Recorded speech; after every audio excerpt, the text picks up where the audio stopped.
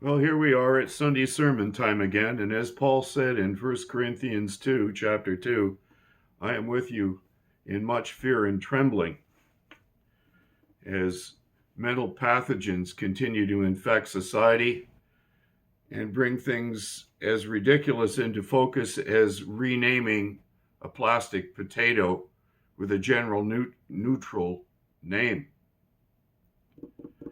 which is particularly peculiar given the fact that, of course, the potato plant, the flower of such, has both pistil and stamen, and therefore is already bisexual.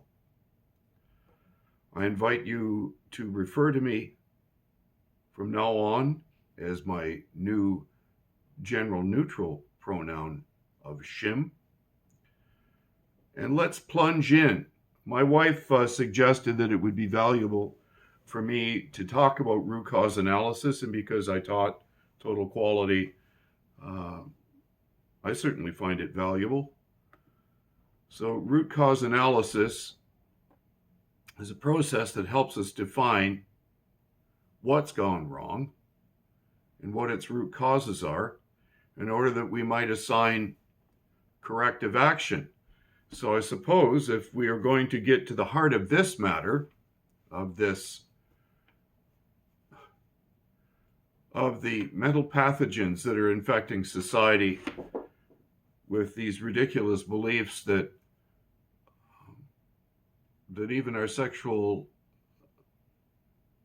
nature hasn't a biological root. It is not determined by XX and XY chromosomes. Now, since such ideology is obviously completely unscientific, as a root cause analyzer, we would need to ask, where on earth did these concepts originate? How did they become so popular in postmodern culture? And who is responsible? And in discussing responsibility, I want to share with you again something I've frequently shared with you in the past. Alexander Solzhenitsyn, who wrote the Gulag Archipelago, which was the book that condemned Soviet-style Marxism as being absolutely reprehensible, held to the belief that everything that happened in the Gulag was everybody's responsibility. I am my own worst enemy. Until you can picture yourself in the role of a guard in the Gulag, committing these sins yourself, you're never going to understand the darkness that resides in the heart of man, including you and including me. We all have a very wicked and sinful nature. And if we're going to address that nature, we need to understand how dark and twisted it can become. Since I have studied these things, let's look at the Frankfurt School as the source of these idea pathogens. The Frankfurt School provides rich material for the sociology of knowledge, since it is an example of how a once marginal school of thought gained widespread influence and crossed the boundaries between disciplines, social movement, psychoanalysis, Marxism, and national traditions. Originally a Marxist think tank funded by the wealthy son of a German millionaire, the Frankfurt School helped create an innovative branch of philosophically oriented radical social science known as critical theory. Critical theory has had an enormous influence on the post-1960s intellectual life. And today it is most commonly associated with Theodor Adorno, Max Horkheimer, Herbert Marcuse, Walter Benjamin, and Jürgen Habermas. Erich Fromm's central role in the early development of the Frankfurt School has largely been ignored in the literature. This article is a sociologically informed history of the Frankfurt School with a focus on the bitter and contentious break between Erich Fromm and its other members in the 1930s, particularly Adorno, Horkheimer, and in the 1950s with Marcuse. The break between Fromm and the Frankfurt School is explained with reference to both ideational, different interpretations of Freudian theory, and the nature of left ideology, as well as institutional factors, competition over resources within the Frankfurt School, and the professionalization of psychoanalysis.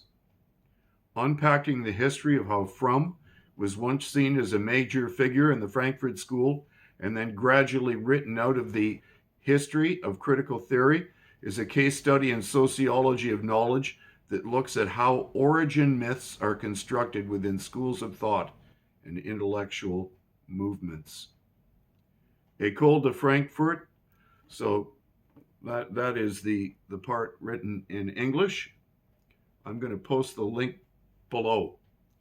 But here we see, lying at the heart of all of this ideology is the fact that our universities and our places of education, now even kindergarten, preschool, grade school, are infected by ideas that originated in the Frankfurt School.